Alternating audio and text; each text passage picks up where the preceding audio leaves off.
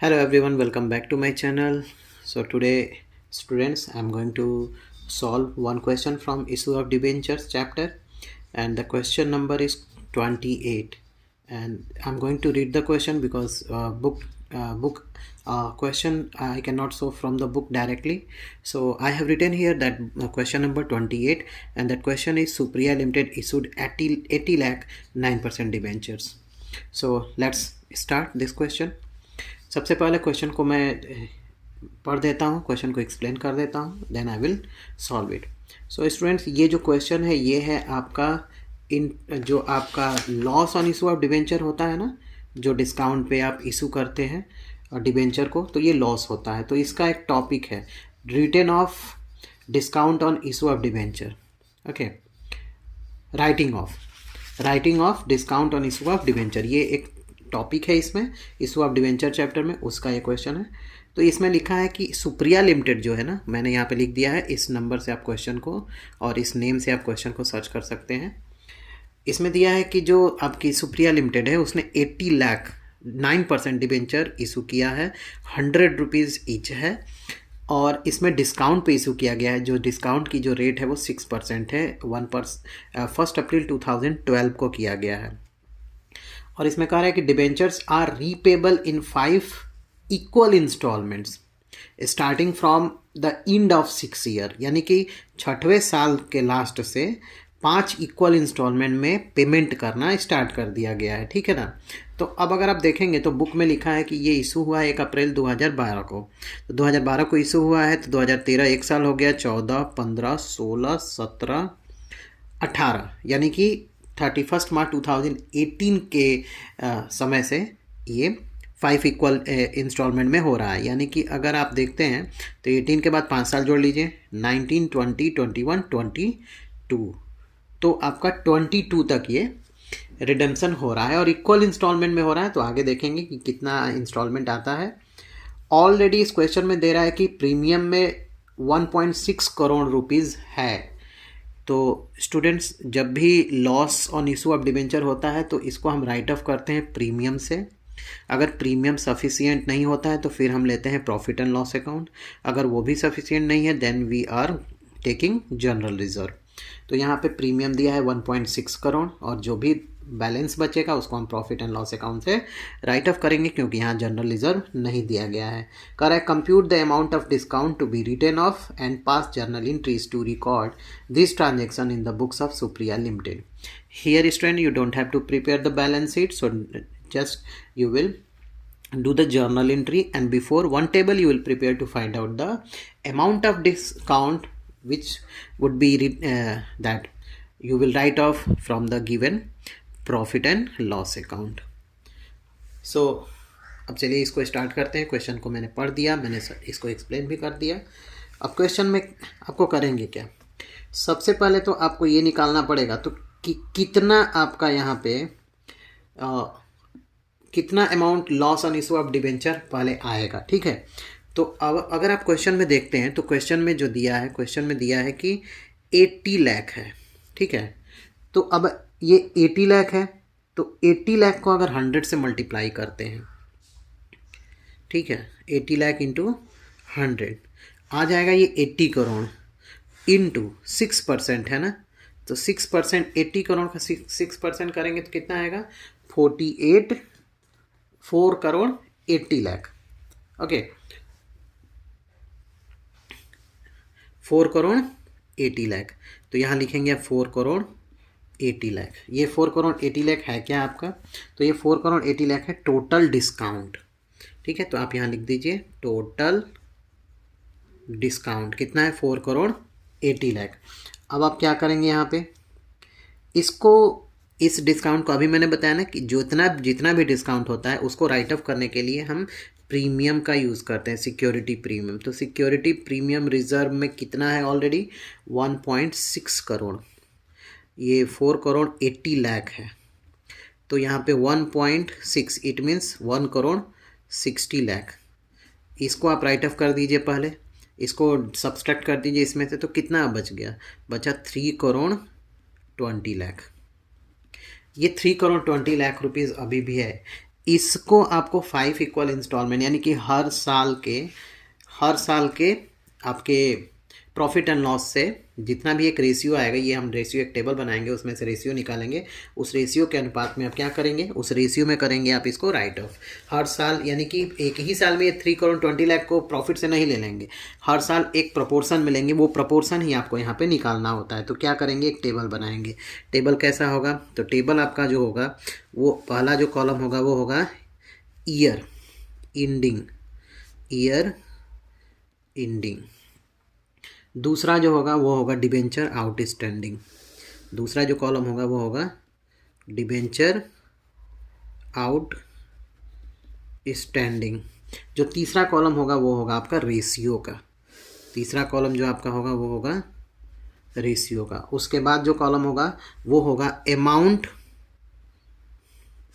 Of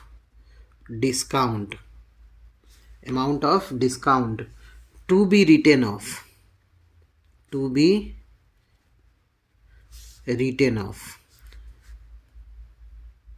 to statement of profit and loss account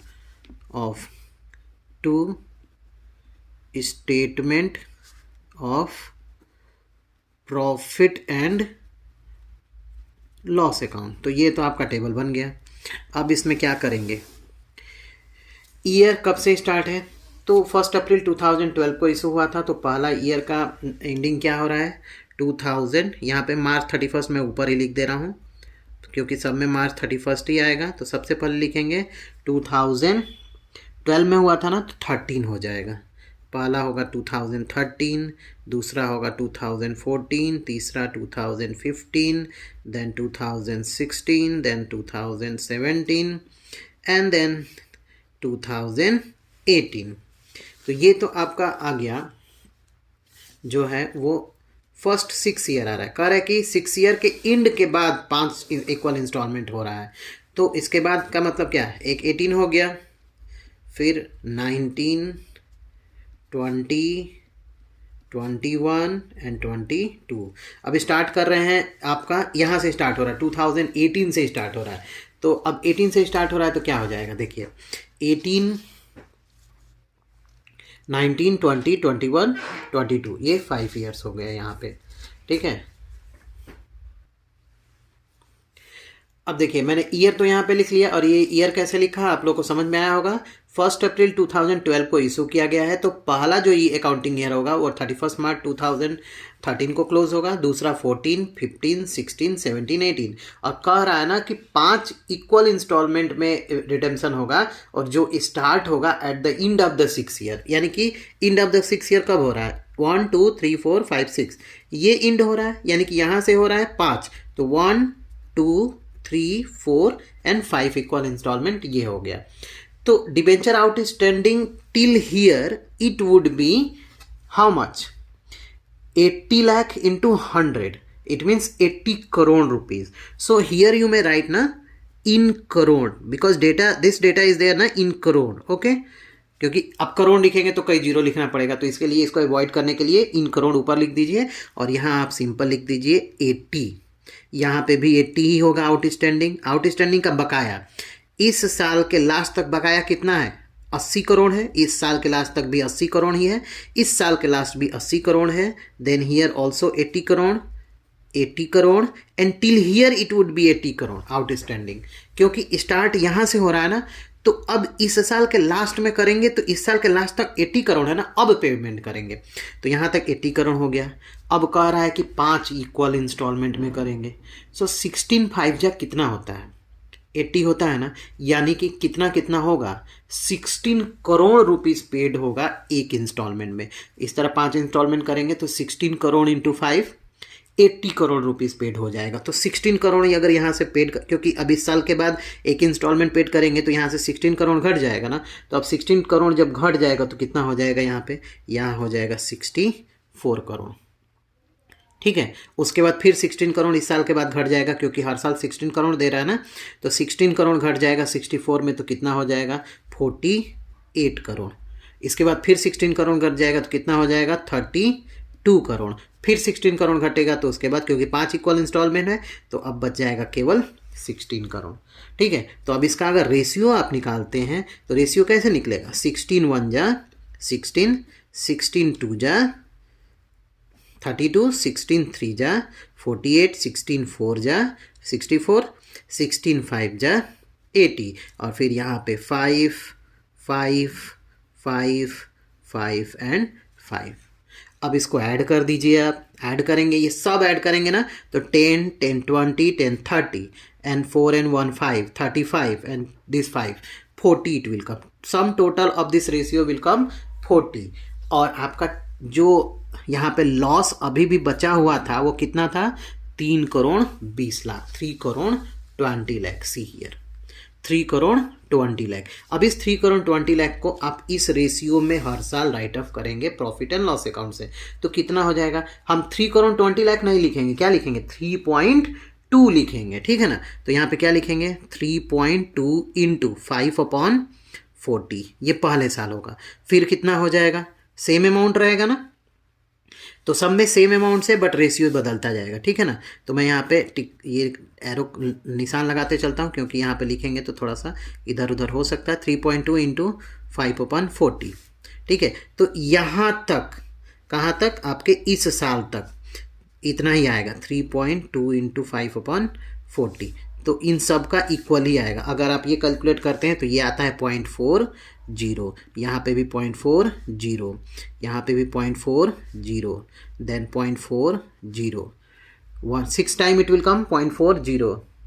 okay, then here 1 2 3 4 0.40 and this 0.40, इतना आ रहा है आपका अभी तक।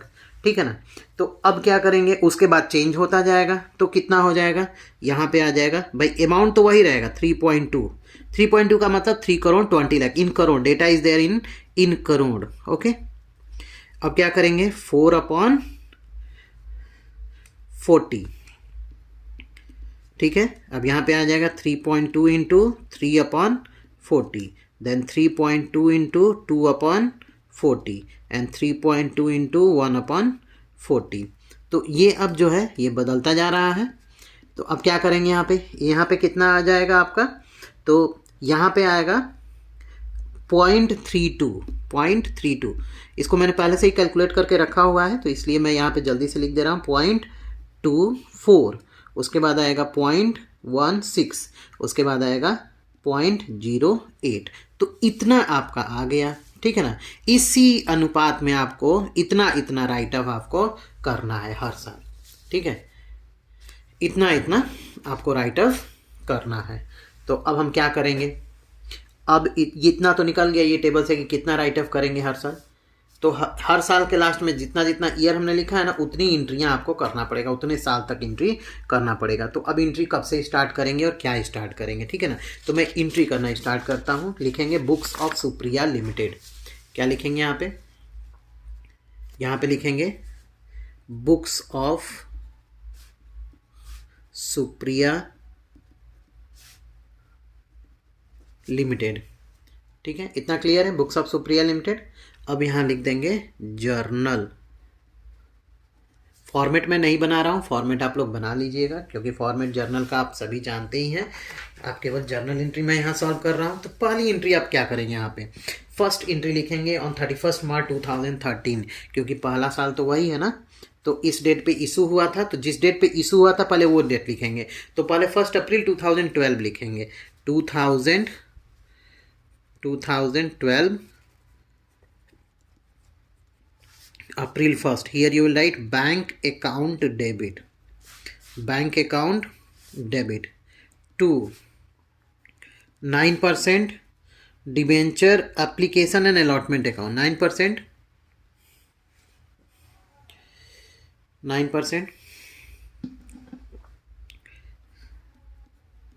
debenture application and allotment account।